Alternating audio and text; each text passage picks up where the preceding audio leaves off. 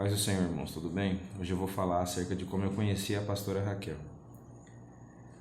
O pastor Jorge, orando, certa vez, o Senhor tinha dito assim para ele: apresenta a minha serva Raquel ao meu servo Elson.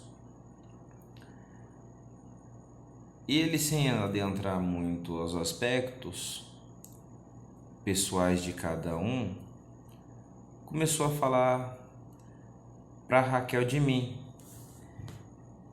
E a Raquel falava assim: não, ele é jovem, ele não queria, ele é novo convertido, eu já sou uma missionária, eu já trabalho.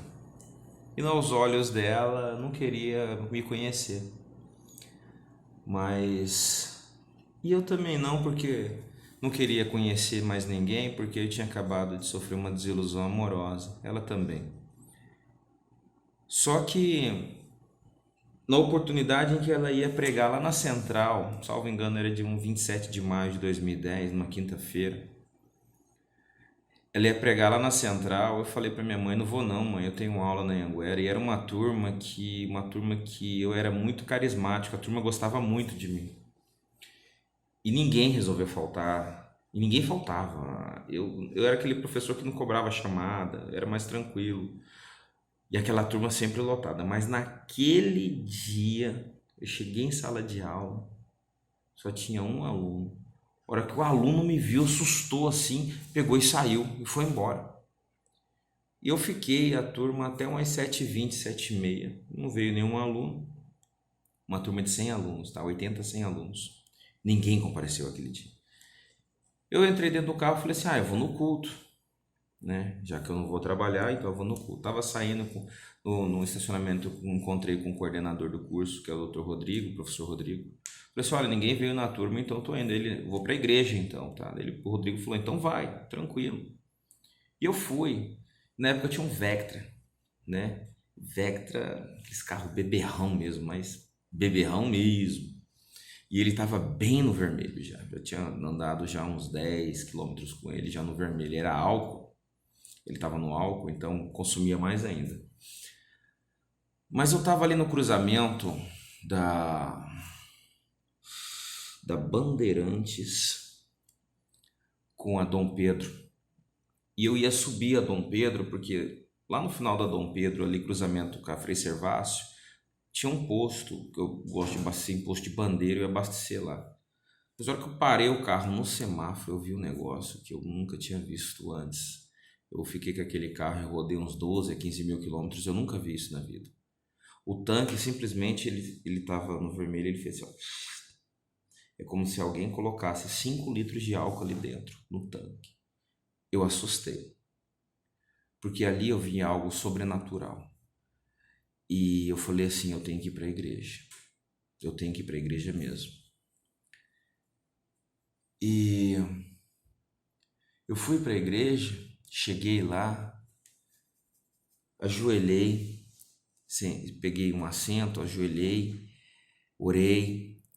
E na hora que eu sentei, assim, terminei de orar, sentei, o pastor Jorge, que dirigiu o trabalho, falou assim: agora quero convidar a missionária Raquel para trazer a palavra. Então foi bem na hora que eu cheguei. E eu ouvi a palavra, ela contou o testemunho dela e eu me apaixonei pela história dela.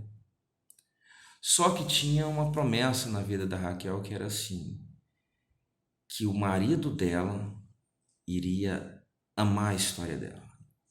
Eu conheço a história da Raquel tem mais de 11 anos e toda vez que eu escuto ela me emociona, eu choro, até hoje. É uma intervenção de Deus muito linda na vida da minha esposa. Eu não me lembro diante de Deus, mas a minha sogra conta que naquele dia eu sentei do lado dela, assisti o culto e passei o culto. Isso eu lembro, tá? Passei o culto inteiro chorando. Aquele dia, antes de amar a minha mulher, eu já amava a história dela, já respeitava a história dela. Terminou o culto, é um pouco engraçado agora. O pastor Jorge me apresentou a Raquel. E eu não tinha esse hábito, né? Fiquei até o final, fechei a porta da igreja e tava ali. O que o senhor quer que eu faça, pastor? querendo impressionar aquela jovem bonita. Depois que a gente começou a namorar, e eu vou explicar depois que não foi um namoro, foi algo muito rápido, porque em menos de 3 meses nós casaríamos, já estaríamos casando. A gente simplesmente, como eu posso dizer, o espírito bateu, né? Então houve uma compatibilidade ímpar, porque eram dois jovens apaixonados pelo Senhor e que tinham desejo de ganhar alma, só isso. Naquele momento eu não enxergava mais aquela jovem bonita, mas enxergava propósitos.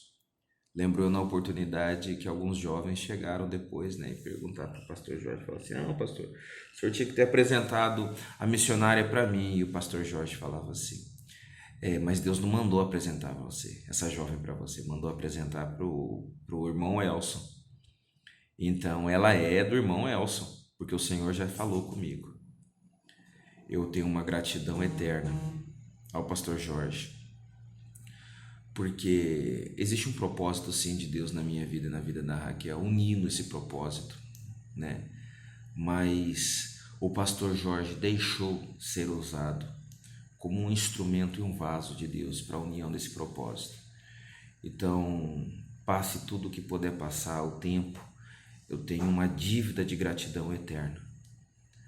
Eu sei que talvez poderia haver uma outra forma, mas independente disso, aprove Deus e aceitou no coração o pastor Jorge em querer ser o canal. E naquele dia o Senhor se lembrou tanto de mim quanto da Raquel. E é por isso que eu falo, nosso casamento hoje tem essa maestria, essa maravilha, eu posso quase que dizer perfeição, porque existe uma união de propósito de Deus, onde diversas pessoas, a qual o Senhor revelou esse propósito, cooperaram para tudo isso. Eu quero mais uma vez te agradecer, meu amigo, pastor Jorge, e expressar a minha profunda e eterna gratidão pela tua vida. Que o Senhor continue te usando, pastor presidente Jorge. Que o Senhor continue abençoando a tua vida, a tua casa e o teu ministério.